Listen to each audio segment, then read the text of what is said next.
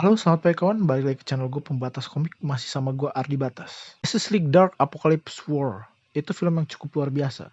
Film ini juga cukup nikmat untuk ditonton karena menjadi penutup dari universe film animasinya, yang akan digantikan dengan universe baru yang dimulai oleh film Superman Man of Tomorrow. Film ini dipenuhi dengan singgungan halus film animasi DC lama dan komik, dan juga terdapat kejutan yang membuat kita dilempar ke plot yang kita nggak duga di 5 menit pertama dari filmnya. Jadi, ayo kita tonton ulang Apocalypse War dan kita cari detail menarik yang mungkin saja kita lewatin. Oh ya, jangan lupa hati-hati spoiler buat yang belum nonton filmnya ya. Mari kita mulai dengan pembuka film ini, di mana kita disambut dengan uraian kalimat yang sebenarnya adalah kutipan dari potongan doa ketenangan yang dipopulerkan oleh teologis bernama Reinhold Niebuhr di tahun 1892. Yang sebenarnya isi doa dia itu berbunyi, Tuhan tolong berikan aku ketenangan untuk menerima hal yang tidak bisa aku rubah, keberanian untuk merubah hal yang bisa aku rubah, dan kebijaksanaan untuk mengetahui perbedaannya. Di mana kalimat pertama yang dikutip dalam film ini, menerima hal yang tidak bisa kamu rubah, itu menggambarkan Flash dalam film Flashpoint-nya untuk menerima takdir kematian dari ibunya. Di mana ketika dia menolak menerima hal tersebut, terjadilah malapetaka yang terjadi di Flashpoint. Dan kalimat-kalimat tersebutlah yang akhirnya menjadi tema dari film Apocalypse War secara keseluruhan. Lalu adegan berlanjut dengan kegelapan di mana kita mendengar suara halus dari Zatanna yang merapalkan mantra Remember. Mantra sihir dari Zatanna yang sebenarnya hanyalah pelafalan terbalik dari kata aslinya, di mana Remember berarti adalah remember. Di mana mantra Remember digunakan untuk mengingatkan Konstantin alasan dia kabur dari pertempuran di Apokalips saat dia bertemu Zatanna di surga nanti. Setelah itu kita diperlihatkan Zatanna dan Konstantin tidur berdua, di mana hubungan itu sudah diperlihatkan terjalin semenjak film Justice League Dark pertama. Di komik sendiri mereka berdua hubungannya on off gitu. Kadang romantis, kadang biasa aja. Lalu pada adegan selanjutnya kita diperlihatkan Watchtower yang mengudara di orbit bumi, di mana hal itu jelas Easter egg dari serial animasi Justice League di mana anggota GL bermarkas di Watchtower. Scene pun dilanjutkan di mana anggota Justice League rapat untuk menyerang Apocalypse. Yang hal tersebut melanjutkan dari adegan after credit di film Reign of Superman. Lex Luthor bergabung ke Justice League merupakan cerita cukup baru di komik, di mana hal tersebut terjadi di era New 52 setelah event Forever Evil. Sedangkan untuk Konstantin gabung ke Justice League biasa, bukan versi Dark ya, itu di komik seingat gue sih belum pernah kejadian. Tapi hal ini mungkin malah Easter egg dari serial Justice League Action, di mana Konstantin bergabung sama Justice League di sana. Line up Justice League yang muncul di film ini juga merupakan campuran dari serial Justice League versi animasinya dahulu, dengan adanya Martian Manhunter dan Hawkman yang dicampur dengan line up original Justice League di versi DC AMU ini. Lalu kita juga bisa melihat beberapa anggota Justice League mengenakan kostum barunya. Batman di film ini mengenakan kostum baru, di mana dia mengikuti kostum di komik yang baru muncul di September 2019 lalu, di komik Batman isu 55. Wonder Woman juga berganti kostum, mengikuti kostum yang muncul di film animasi terakhirnya, yaitu Wonder Woman Bloodline. Setelah itu kita dilihatin para anggota Teen Titans juga menonton rapat mereka di Titan Tower. Di sana kita bisa melihat line up baru mereka yang beranggotakan Donna Troy, Bumblebee, dan Speedy yang sebelumnya pernah muncul di Judas Contract. Terus ada juga Superboy yang sebelumnya muncul di film Reign of Superman. Terus nggak lupa juga ada Kid Flash versi New 52 yang menggunakan kostum Defiance atau Dark Titan-nya di film ini. Lalu sakit kepala yang dalamnya Raven juga merupakan pengingat kita untuk Trigon yang terjebak dalam kristal yang tertempel di jidat Raven pada film Justice League versus Teen Titans sebelumnya. Di scene selanjutnya, Wonder Woman memberitahu para anggota GL kalau Apocalypse memasuki dimensi mereka, di mana hal itu dibenarkan di komik. Karena Apocalypse berada di dimensi yang berbeda dan terpisah dari multiverse yang ada. Terus di sana kita bisa melihat bangsa alien yang diinvasi oleh Darkseid, yang kalau di komik cukup mirip dengan bangsa Velocian yang juga dijajah oleh Yuga Khan, yang tidak lain adalah ayah dari Darkseid. Di adegan selanjutnya, Superman menjelaskan rencananya yang membuat kita mengulang kutipan dari doa Reinhold, di mana Darkseid menginvasi planet dan bangsa lain merupakan sesuatu yang tidak bisa diubah. Lalu keinginan Superman untuk merubahnya tidak didasarkan oleh keberanian, seperti pada doa Reinhold. Dia terburu-buru dengan keputusannya untuk menyerang Apocalypse, membuatnya lengah meninggalkan bumi, padahal gerak-gerik Justice League telah dipantau oleh Darkseid selama ini. Bahkan Flash sempat mempertanyakan kebijaksanaan dari rencana Superman.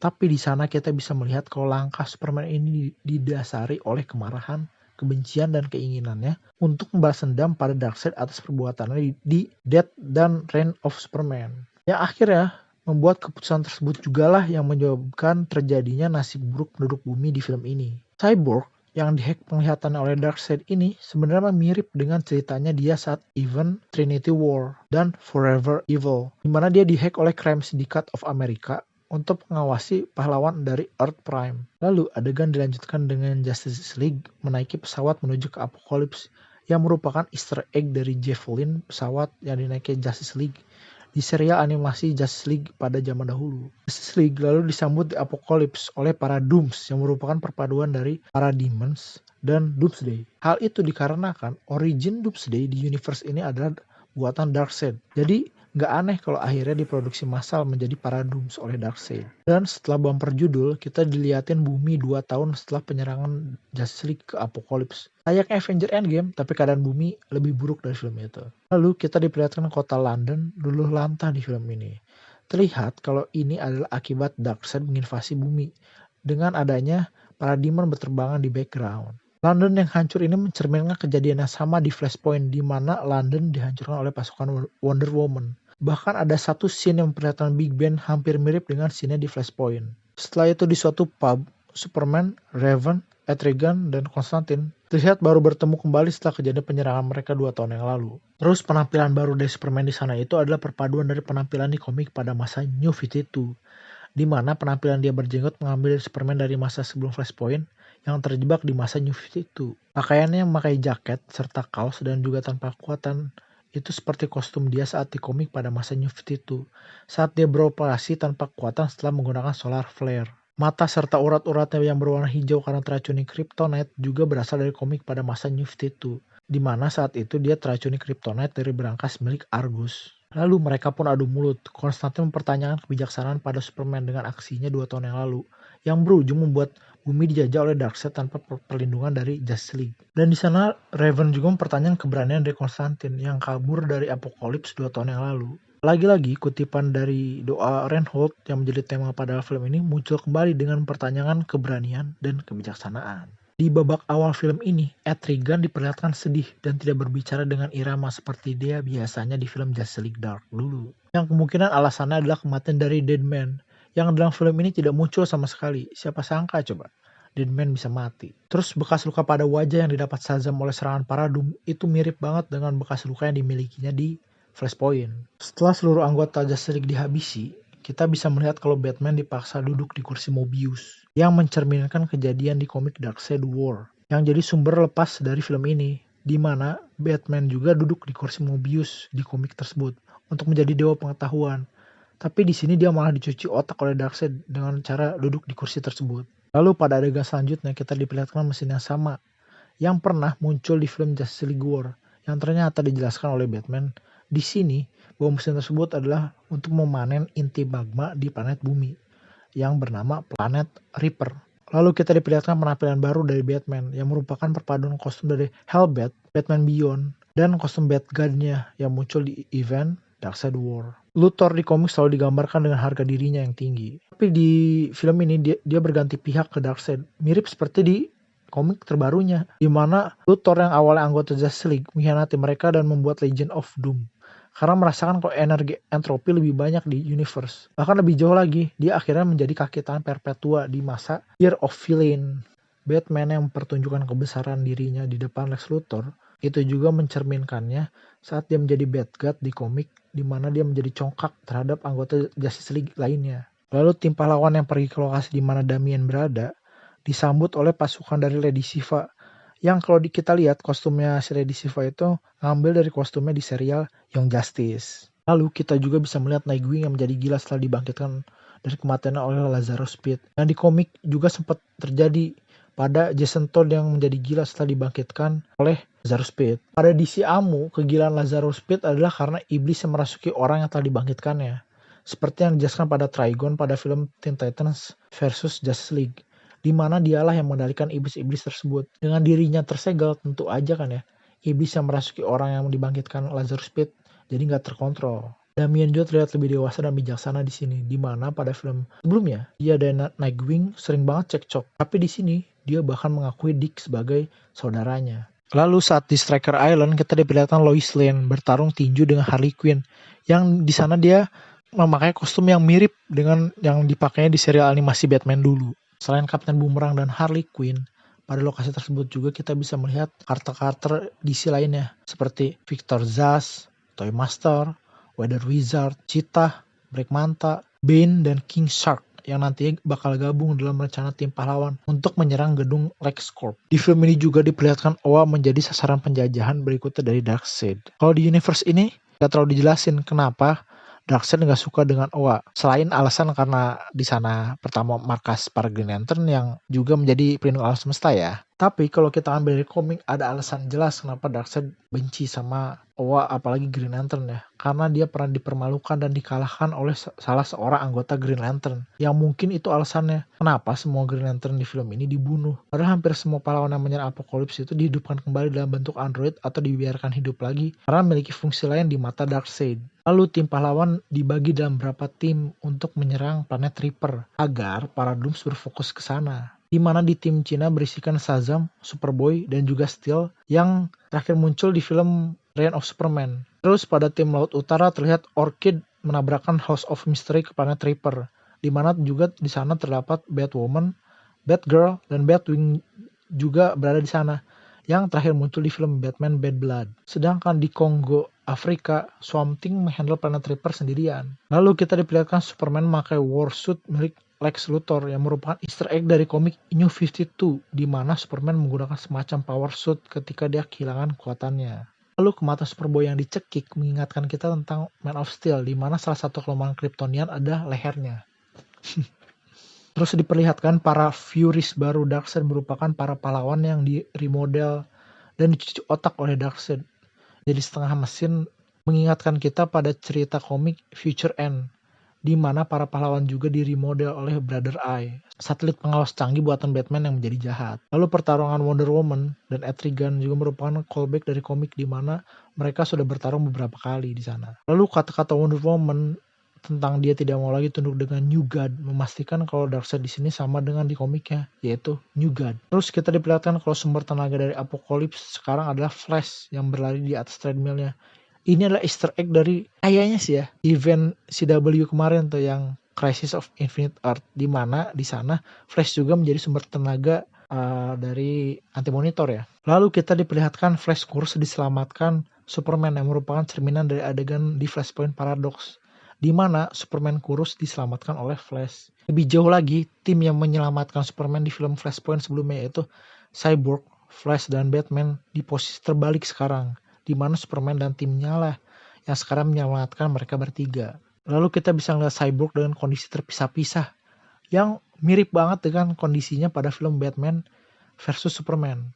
Dan ketika Cyborg mengatakan aku adalah Source Wall, ini merupakan referensi dari Source Wall yang berada di ujung universe komik DC.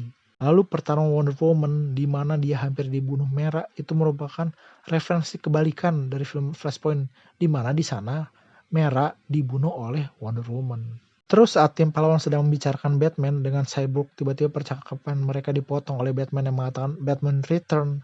Itu adalah sentuhan yang cukup bagus untuk referensi film klasik Batman kayak menurut gua.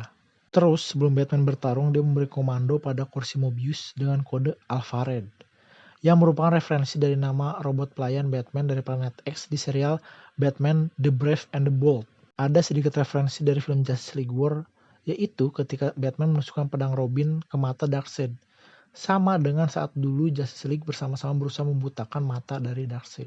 Robin lalu mati melindungi Batman dari Omega Beam-nya Darkseid, yang merupakan referensi dari komik di era New 52. Saat dia juga mati dibunuh Heretic saat melindungi Batman.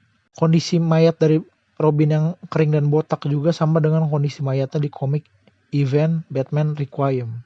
Ketika Damian mengatakan Batman untuk menjunjung keadilan bukan balas dendam, mengingatkan kembali dengan kata-kata Batman yang selalu mengingatkan hal yang sama pada Robin di film Bad Blood.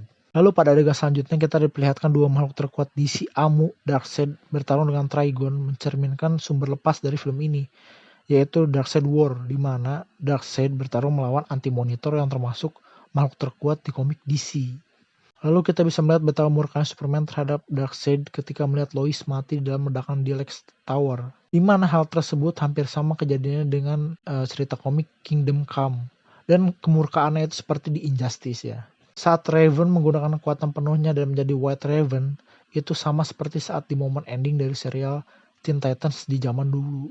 Terus ada sentuhan menarik juga ketika Konstantin dan Raven merapal mantra Azarat Metrion Sintos bersama-sama, menunjukkan dirinya sama seperti di komik, yaitu ahli sihir yang bisa menggunakan sihir dari banyak aliran, bahkan meniru sihir orang lain. Lalu kata-kata Konstantin yang menyuruh Cyborg mengunduh kesadarannya ke Mother Box merupakan referensi dari Grid yang diunduh kesadarannya ke kursi Mobius di akhir komik Darkseid War. Saat di film Flash berlari mau merubah masa lalu, kita bisa mendengar kalau lagu dari soundtrack film Flashpoint Paradox diputar di sana. Lalu setelah itu, cahaya dari horizon memenuhi pandangan para pahlawan, menelan mereka semua, sama seperti yang terjadi di Flashpoint Paradox. Keseluruhan dari film ini adalah perwujudan dari kutipan doa Reinhold. Alasan penyerangan kedua di Apokalips berhasil karena Superman di sana berusaha mengubah keadaan di bumi, bukan didasari dendam lagi, melainkan didasari oleh keberanian, karena ingin merubah dunianya. Dia juga sudah mendapatkan kebijaksanaan untuk bisa membedakan aksi dia yang dahulu dan sekarang. Hal yang sama juga terjadi dengan Flash. Dia berlari bukan seperti di Flashpoint, dengan ambisinya untuk menyelamatkan ibunya semata. Tapi di ending Apocalypse War, dia mendapatkan keberanian untuk merubah keadaan di dunia yang sudah seperti kiamat oleh Konstantin. Dengan cara berlari, merubah masa lalu karena dia bisa melakukan hal itu. Dan itu bukan cuma ambisi dia semata lagi, tapi untuk seluruh dunia. Film ini merupakan akhir cerita dari universe film DC AMU. Yang nanti pada tahun ini akan dimulai universe baru dengan film Superman Man of Tomorrow. Yang gue harap sih ngikutin komiknya, di mana setelah event Darkseid War yang merupakan akhir dari cerita New 52 itu bakal berlanjut ke cerita DC Rebirth. Oke, kayaknya diakhiri di sini aja ya videonya, udah cukup lama juga. Silahkan tinggal komentar kalian di kolom komentar, dan jangan lupa like dan subscribe video ini kalau kalian suka dengan video ini. Gue di sini bikin video 2 kali seminggu. Silahkan ikuti channel ini juga kalau kalian ingin menikmati konten yang sama. Sampai ketemu di video selanjutnya ya kawan. Dadah.